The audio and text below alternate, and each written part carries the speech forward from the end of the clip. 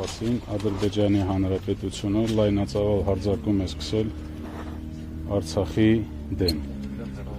ունենալով մեկ նպատակ՝ տիրել Արցախին։ Եվ այսօր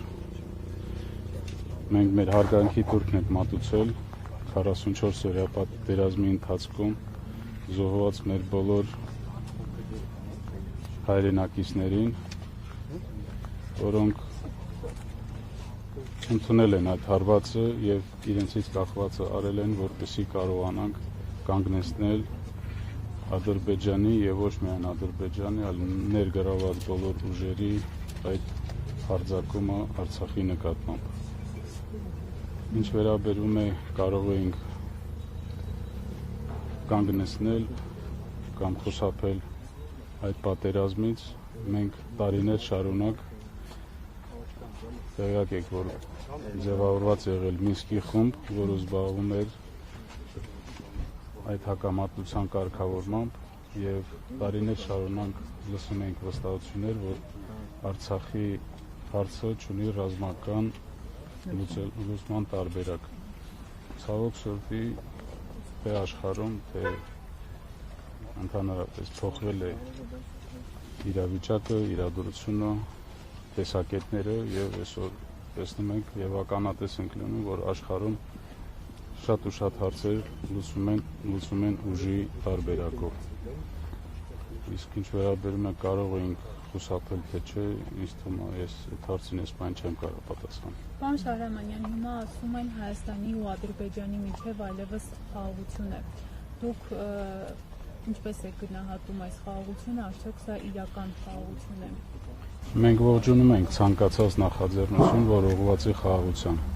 Դա կլինի Ադրբեջանի հետ, մեր հարևանների հետ, այլ հարևանների հետ։ Սակայն մենք մշտապես նշում ենք, որ արցախցիների հարցը պետք է ստանա համապատասխան լուծում։ Չի կարող այս հարցը համարվել լուծված, եթե արցախցին զրկված է իր հայրենիքից, իր գերեզմաներից, իր սրբություններից։ Ես բազմիցս դա նշել եմ։ Եվ այսօր աչք փակելով այդ հարցի վրա, ես կասեի, որ մեծ խնդիր են ստեղծում հնարավոր է հետագայի համար թե Ադրբեջանում, թե Հայաստանում։ Այս հարցը պետք է ստանա համապատասխան լուծում, արժանապատիվ եւ անվտանգ վերադարձի տեսքով։ Շատ են ձեզ մեղադրում, ընդհանրապես ձեզ չարցախցիներին, որ դե մնայիք կռվեիք, չգայիք, չտայիք։ Այս խոսույթին ո՞նց եք վերաբերում։ Այդ խոսույթին ես լուրջ չեմ վերաբերվում, քանի որ նման արտահայտություն անող մարդիկ չեն կարող իրենց լուրջ ազնվորություններ համարեն։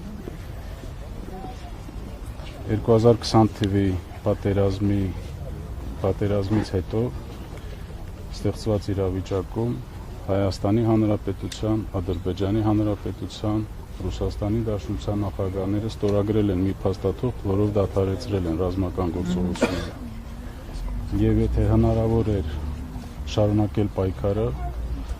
տրամաբանական է, որ դա պետք է շարունակվեր 2020 թվականին։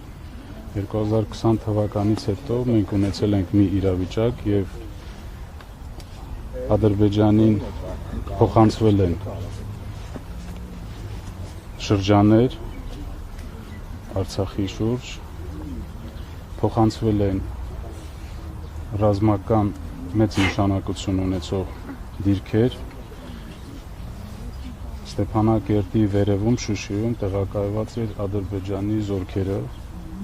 եւ այս իրավիճակում խոսել, որ մնայիք պայքարեիք, սա ես լուրջ չեմ կարող համարել։ Իսկ 5 միլիարդի զենքը, որը թողնվել է Ալիևին։ Զենքի վերաբերյալ ես առիթ եմ ունել արձագանքել,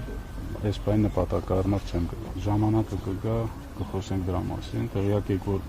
հարուցված է համապատասխան քրեական գործ եւ այդ շրջանակներում ես նաեւ հրավիրվել եմ որպես վկա հարցաքննվելու եւ բոլոր պատասխաններս ես այնտեղ հնչեցրել եմ։ Նախագահ, դուք